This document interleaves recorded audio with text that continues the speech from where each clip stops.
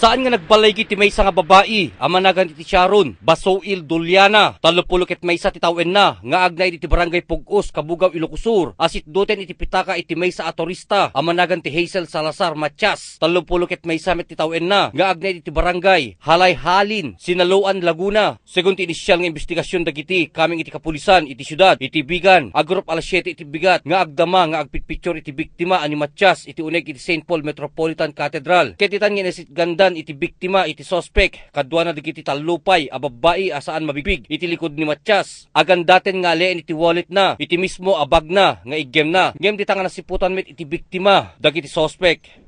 Ket iti naramid da iti biktima tayo madamang agpicture ti datoy imahe ni San Pedro Calungsod. Ket adda kanunapan nga talong babae ditoy likodan na. Tapos dato yung mismo nga suspect, nagyan ti likodan ti maysa kadigi talo nga nagyan ti likodan dito babae. Tapos sana ginawa ti shoulder bag na, ket nala na nga ginawa ti jay wallet nga nakakabil yun ti bag. Naglaw ni ti more or less 500,000, ATM and Visa cards, ken dadto mo pa nga napateg nga papel. Ngem natiliw dato mismo nga nang dokot. Babayan met la kajay biktima ken pinangi-report na dito yan. Hindi kita nga kadwa na iso dati nakapanawen nakataray na.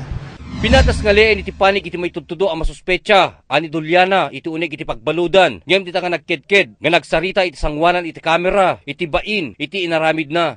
Dito nangkan nga dito kitang tatamit laeng adda ti pinakatiliw na. Ngem digidya kakadwada nga taga di Pugos met laeng. So dati kang kanayon nga matitiliw, ngayon dati nga tao kita tatalaing nga matiliwan. Nakasaango karon iti kaso atep, wenno panagtakawan iti sospek ani Duliana, ama ipilan iti city, prosecutors iti Honda probinsya. Ryan Pardo, Core TV News.